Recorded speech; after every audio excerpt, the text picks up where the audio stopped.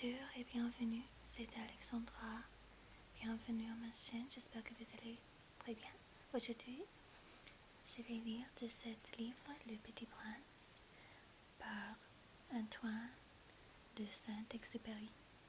C'était un livre que j'ai lu pendant que j'étais étudiant de français et c'est un livre très très bien. Alors, je vais commencer.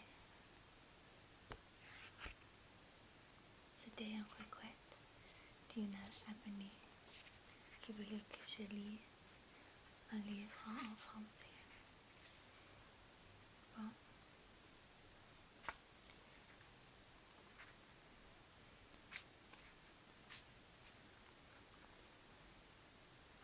Lorsque j'avais 6 ans, j'ai vu une fois une magnifique image dans un livre sur la forêt vierge qui s'appelait Histoire vécue. Ça représentait un serpent bois qui appelait un fauve. Voilà la copie du dessin.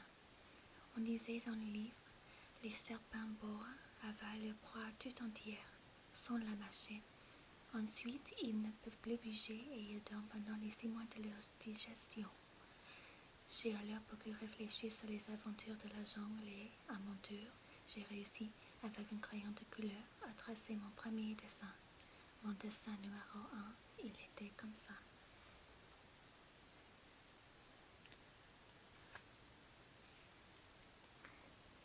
J'ai montré mon chef d'œuvre aux grandes personnes et je leur ai demandé si mon dessin leur faisait peur. Elles m'ont répondu, « Pourquoi un chapeau ferait-il peur ?» Mon dessin ne représentait pas un chapeau, il représentait un serpent bois qui digérait un éléphant. J'ai alors dessiné l'intérieur du serpent bois afin que les grandes personnes puissent comprendre. Elles ont toujours besoin d'explications. Mon dessin numéro 2 était comme ça.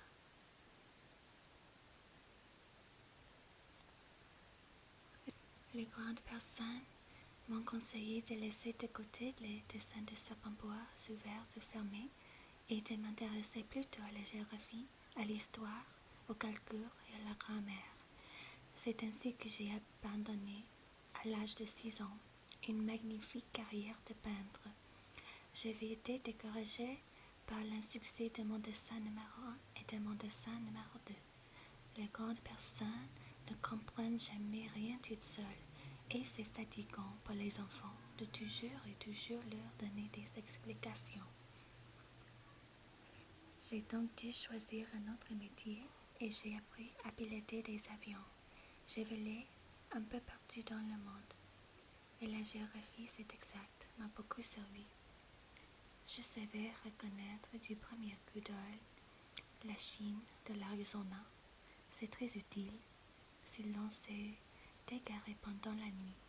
J'ai ainsi eu, au cours de ma vie, des tas de contacts avec des tas de gens sérieux. J'ai beaucoup vécu chez les grandes personnes. Je les ai vus de très près. Ça n'a pas trop amélioré mon opinion. Quand j'en rencontrais une qui me paraissait un peu lucide, je faisais l'expérience sur elle de mon dessin numéro 1 que j'ai toujours conservé. Je voulais savoir si elle était vraiment compréhensive. Mais toujours elle me répondait, « C'est un chapeau. » Alors je ne lui parlais ni de serpent bois, ni de forêt vierge, ni d'étoiles. Je ne m'étais à sa portée. Je lui parlais de bridge, de golf, de politique et de cravate. Et la grande personne était bien contente de connaître un homme aussi raisonnable. J'ai ainsi vécu seule, sans personne avec qui parler véritablement, jusqu'à une panne dans le désert du Sahara. Il y a 6 ans, quelque chose était cassé dans mon moteur. Et comme je n'avais avec moi ni mécanicien, ni passager, je me préparais à essayer de réussir toute seule une réparation difficile. C'était pour moi une question de vie ou de mort. J'avais à peine de l'eau à boire pour 8 jours. Le premier soir, je me suis donc endormie sur le sable, à 1000 milles de de toute terre habitée. J'étais bien plus isolé qu'un naufragé sur un radeau au milieu de l'océan. Alors, vous imaginez ma surprise au lever du jour quand une drôle de petite voix m'a réveillée.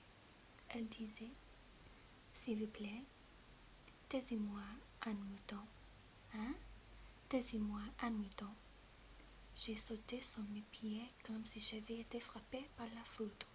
J'ai bien frotté mes yeux, j'ai bien regardé, et j'ai vu un petit bonhomme tout à fait extraordinaire qui me considérait gravement. Voilà le meilleur portrait que, plus tard, j'ai réussi à faire de lui. Mais mon dessin, bien sûr, est beaucoup moins ravissant que le modèle. Ce n'est pas ma faute. J'avais été découragée dans ma carrière de peintre par les grandes personnes à l'âge de 6 ans et je n'avais rien appris à dessiner, sauf les bois fermés et la boise ouverte. Je regardais donc cette apparition avec des yeux tout ronds d'étonnement. N'oubliez pas que je me trouvais à 1000 milles de toute région habitée. Or, mon petit bonhomme ne me semblait ni égaré, ni mort de fatigue, ni mort de faim, ni mort de soif, ni mort de peur. Il n'avait en rien l'apparence d'un enfant perdu au milieu du désert, à 1000 milles de toute région habitée. Quand je réussis enfin à parler, je lui dis « Mais qu'est-ce que tu fais là ?» Et il me répéta alors, tout doucement, comme une chose très sérieuse « S'il vous plaît, dessine-moi un mouton. » Quand le mystère est trop impressionnant, on n'ose pas désobéir. Aussi absurde que cela me sembla à 1000 milles de tous les endroits habités et en danger de mort, je sortis de ma poche une feuille de papier et un stylographe. Mais je me rappelai alors que j'avais surtout étudié la géographie, l'histoire, le calcul et la grammaire, et je dis au petit bonhomme, avec un peu de mauvaise humeur, que je ne savais pas dessiner. Il me répondit « Ça ne fait rien, dessine-moi un mouton. » Comme je n'avais jamais dessiné un mouton, je refis, pour lui, l'un des 2 seuls dessins dont j'étais capable, celui de bois fermé, et je fus stupéfait d'entendre le petit bonhomme me répondre « Non, non, je ne veux pas d'un éléphant dans un bois. Un bois, c'est très dangereux, et un éléphant, c'est très encombrant. Chez moi, c'est tout petit. J'ai besoin d'un mouton. Dessine-moi un mouton. » Alors, j'ai dessiné. Il regarda attentivement, puis « Non, celui-là est déjà très malade. Faisons un autre. » Je dessinai. Mon ami sourit gentiment, avec indulgence. « Tu vois bien, ce n'est pas un mouton, c'est un bélier. Il a des cornes. » Je refais donc encore mon dessin, mais il fut refusé comme les précédents. Celui-là est trop vieux. Je veux un mouton qui vive longtemps.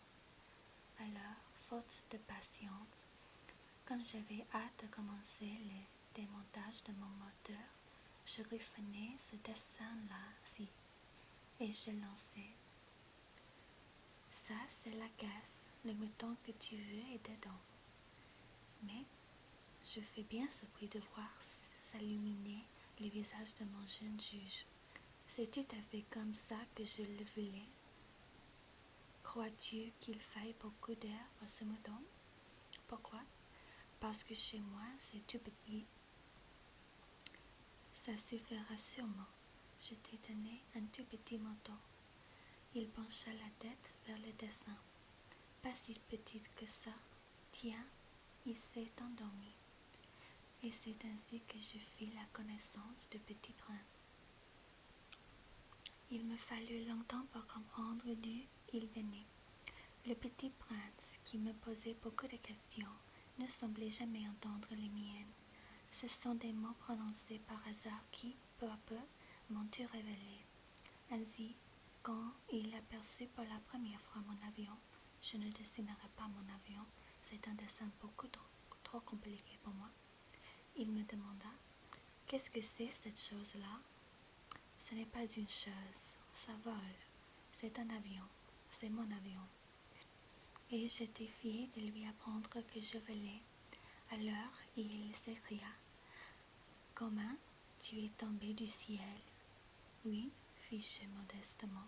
Ah, ça c'est drôle. Et le petit prince eut un très joli éclat de rire qui m'irrita beaucoup. Je désire que l'on prenne mes malheurs au sérieux. Puis il ajouta: alors, toi aussi tu viens du ciel. De quelle planète es-tu? J'entrevis aussitôt une lueur dans le mystère de sa présence, et je l'interrogeai brusquement: tu viens donc d'une autre planète? Mais il ne me répondit pas. Il hochait la tête doucement tout en regardant mon avion. C'est vrai que là-dessus, tu ne peux pas venir de bien loin. Et il s'enfonça dans une rêverie qui dura longtemps.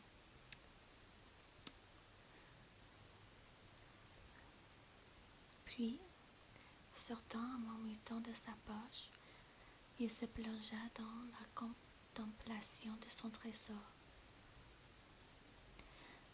Vous imaginez combien j'avais pu être intriguée par cette demi-confidence sur les autres planètes. Je m'efforçai donc d'en savoir plus long. D'où viens-tu, mon petit bonhomme? Où est-ce que chez toi?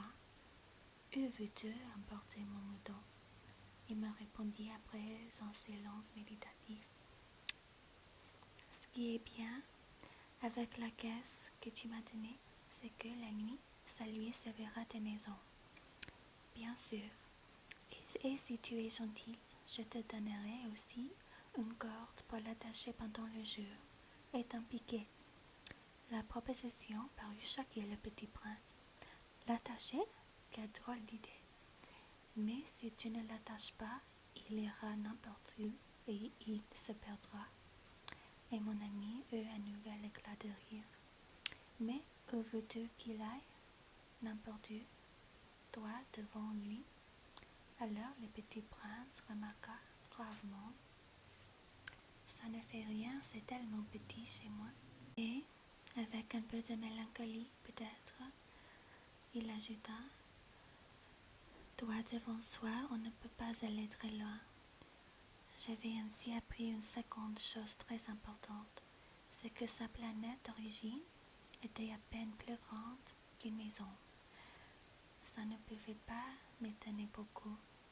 Je savais bien qu'en dehors des grosses planètes comme la Terre, Jupiter, Mars, Vénus, auxquelles on a donné des noms, il y en a des centaines d'autres qui sont quelquefois si petites qu'on a beaucoup de mal à les apercevoir au télescope. Quand un astronome découvre l'une d'elles, il lui donne pour nom un numéro. Il l'appelle par exemple l'astéroïde 325. J'ai de sérieuses raisons de croire que la planète d'où venait le petit prince est l'astéroïde B612.